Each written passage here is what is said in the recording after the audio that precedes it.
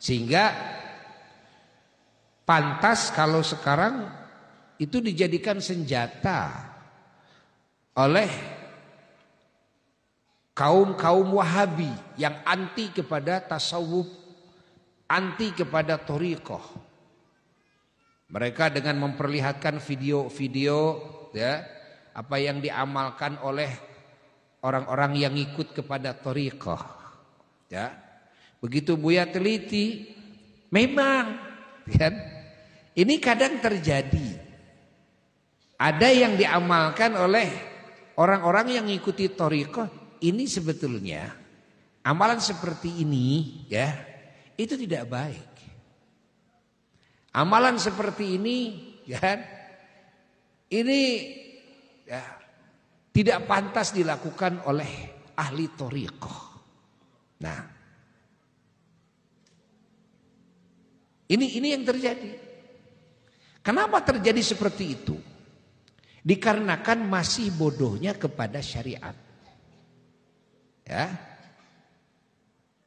Jadi tidak tahu hukum syariat. Padahal orang yang mau masuk thariqah itu pertama-tama harus menguasai syariat dulu. Bagus kita talqin dzikir bagus, tapi ini bukan satu-satunya, bukan. Talqin dzikir ya talqin dzikir, ini kita belajar berzikir saja, tapi ada kewajiban kita yang harus kita dahulukan, mengenal tentang syariat. Apa yang wajib saya lakukan dalam hidup? Ya. Apa yang sunnah saya lakukan dalam hidup? Apa yang diharamkan saya lakukan? Apa yang dimakruhkan saya lakukan? Ini yang terlebih dahulu kita harus ketahui. Dalam berhubungan dengan Allah, dalam sholat, dengan wudunya, dengan mandinya, dengan cara bersuci dari najis, dan cara berpakaian. Lalu bagaimana sholatnya, bagaimana sunnah-sunnah dalam sholat. Baik sunnah-sunnah juga sebelum sholat, sunnah-sunnah setelah sholat. Dan juga sholat-sholat sunnah. Ada sholat-sholat sunnah, ada sunnah-sunnah sholat lain. Dalam sholat fardu banyak sunnah-sunnahnya.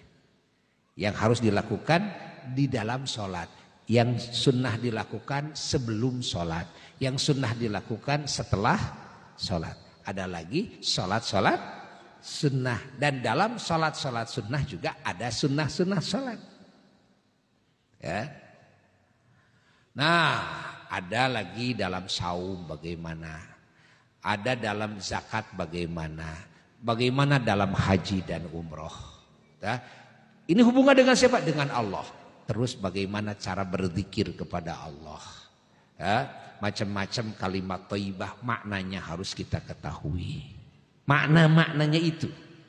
Sehingga kita berzikir dengan kalimat tersebut betul-betul terpusat. Sesuai dengan makna kalimat yang kita ucapkan kalimatnya itu.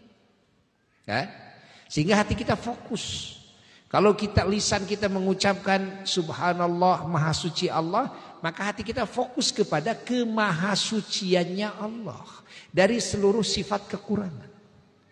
Ketika lisan kita mengucapkan alhamdulillah memuji Allah, maka hati kita fokus kepada segala kebaikan Allah kepada kita. Kita bayangkan, kita rasakan kebaikan Allah, kita baca itu ketika lisan kita mengucapkan alhamdulillah.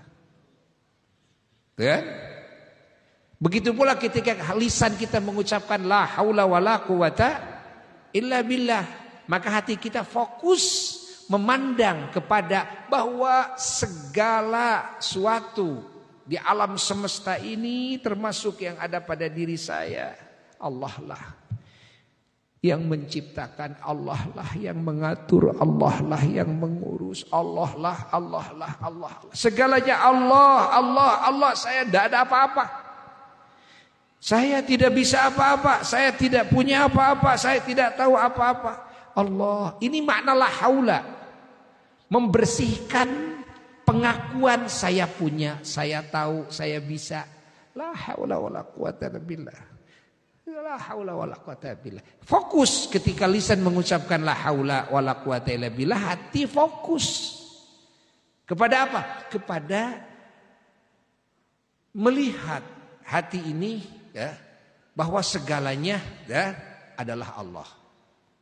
Yang berbuat Allah, yang berkehendak Allah, kan? Alam semesta ini tidak ada apa-apanya. Gak punya kekuatan, gak punya kepemilikan, gak punya kemampuan, gak punya pengetahuan, gak punya apa-apa. Semuanya Allah. Ini makna la haula wala quwata illa billah.